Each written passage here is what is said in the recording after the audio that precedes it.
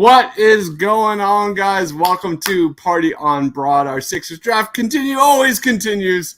And to help me break it down, I've got my man Tiago on Twitter at TiagoPHL. Happy Sunday, Tiago. What's up, man?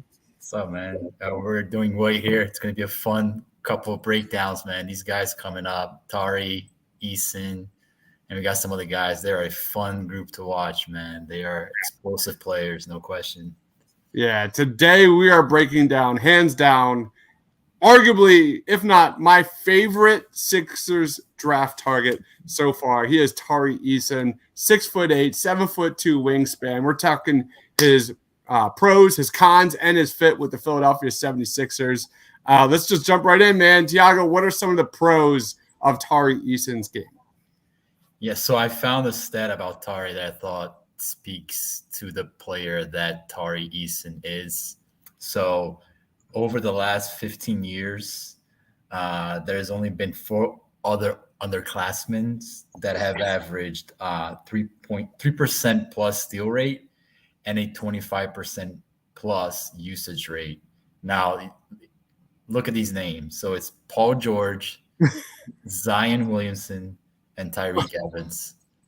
So that is a massive list of big-time NBA players that Tari joined this last season at LSU.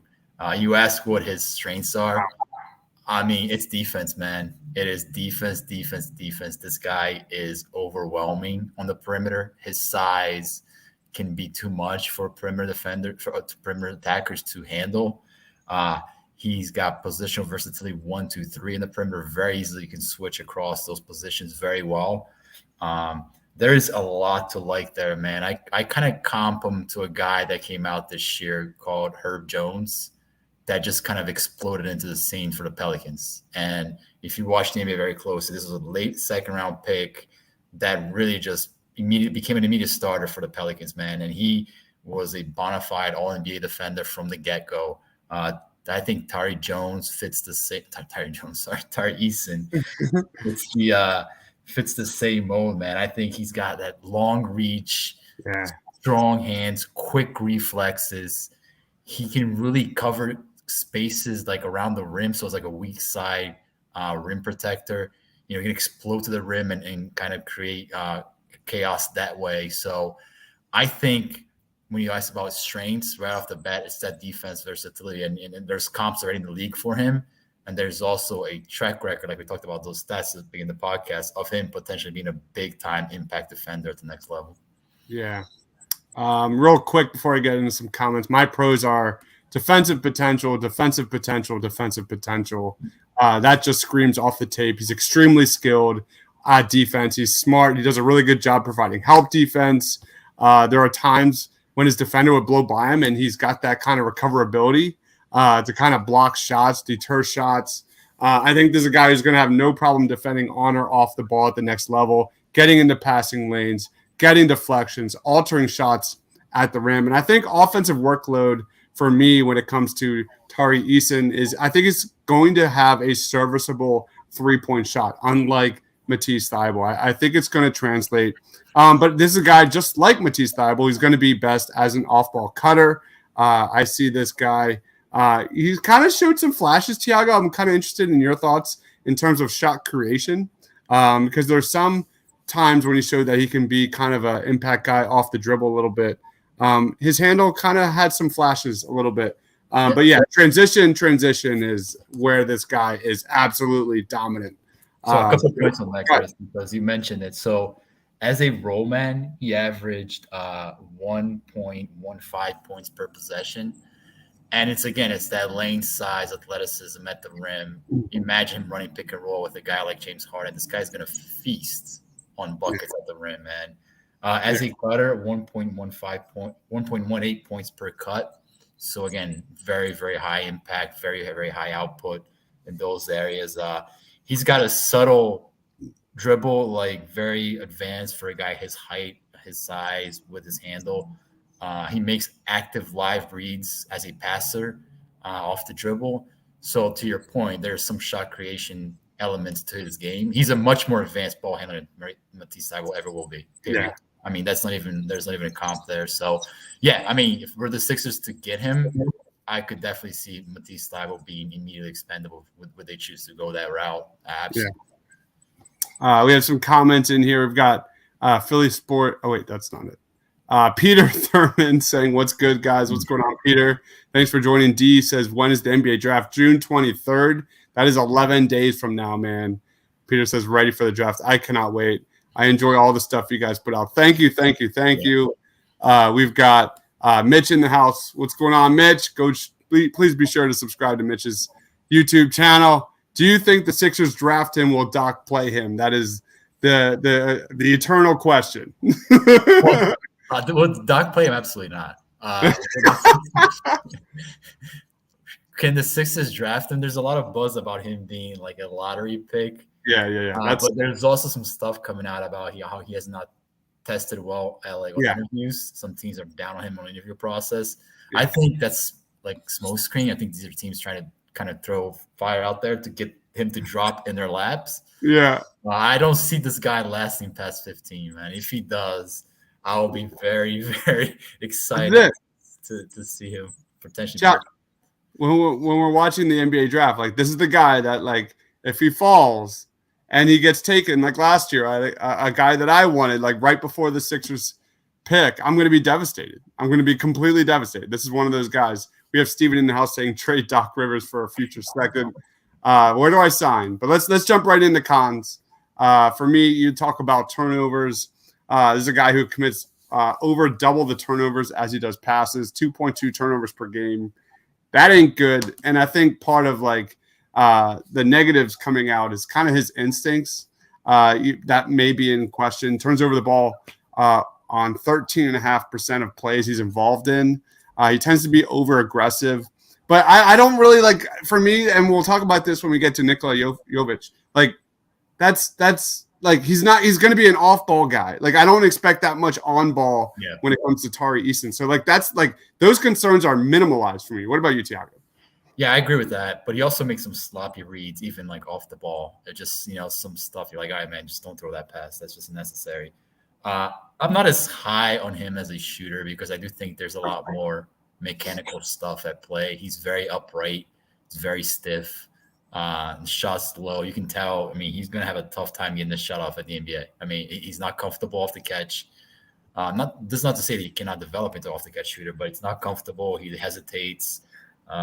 In the NBA, he's going to have more space to work with, but also the speed of the game is much faster. So that's going to be an issue. And as a playmaker, he just doesn't go left ever. So teams are going to like put that on the scouting report, and they're gonna.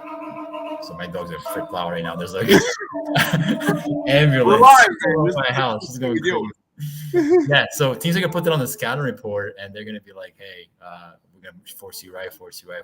So I'm more concerned about the mechanical shooting element because I think that's his play in the NBA. He gets that figured out. He's a bona fide 3-and-D player and potentially even a star in the NBA level. Yeah, and low volume shooter, and he's a streaky shooter. 0.8 3-point shots made per game.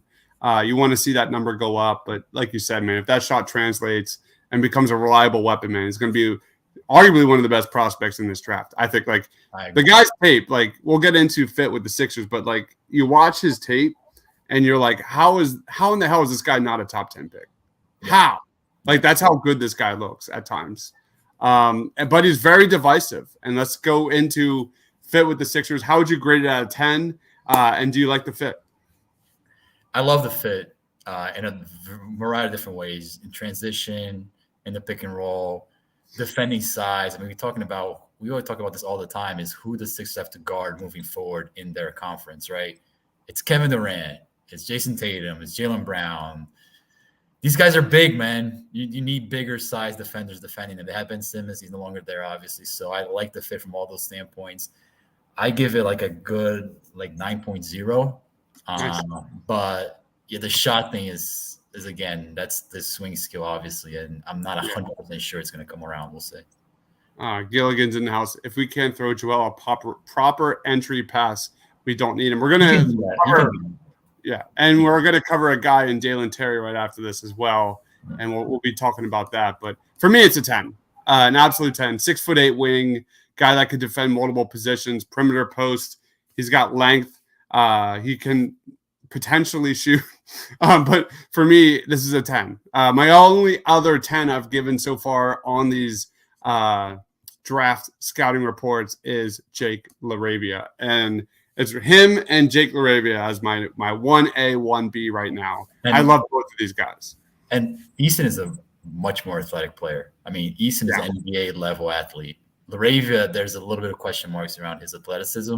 His offensive game is much more polished. So it's a matter of like what you prioritize at 23. Were they both available? Yeah, and I agree, man. Like off the tape, like he looks great, but when you deep dive a little bit closer, there are definitely some concerns. You know, like we are very, very too familiar with non-shooters within Doc Rivers' half-court offense, man. Like when you think of like Thibault, like and how unplayable he was at times last year because of it, like will Tari Eason cause spacing issues with Joel Embiid? I think that is a definite concern. I think that you can't just simply ignore that. But I'm buying the stock. I'm buying the idea that the shot will translate. I think he has some upside as a scorer as well. For me, I'm going all in, 10 out of 10 for Tari Eason. Any final thoughts on Tari Eason before we wrap it up and move on to Dalen Terry? Just, man, I mean, if they get a chance to draft this guy, this could be one of those guys that it could be like follow that maxi level of like, oh, God, this guy just exploded onto the scene, right? So there's a lot to work there with the Tari Eason, and I think that if he's there at 23, it's hard to say no. I mean, it's just hard to say no. Even with the negatives, it's very hard to say no. Yeah, I'm all in on Tari Eason, obviously. Guys, if you love the NBA draft or the Sixers, give this video a like and check out all of our other NBA draft content for the Sixers at the channel, man. Tons and tons of stuff there. Video scouting reports, you name it, highlight reels. And it'll continue until the draft is in about a couple of weeks, 11 days from now. Follow my man, Tiago, on Twitter at TiagoPHL. Last, of course, we got to hit some comments real quick. Steven says, give me Otto Porter for the bench. I love Otto Porter, man. That would be absolutely awesome. But my guess is we need a high floor guy, not a high ceiling dude. Yeah, I mean, it's pretty obvious. Well, we thought that last year, and they took Jaden freaking Springer. So here's the thing.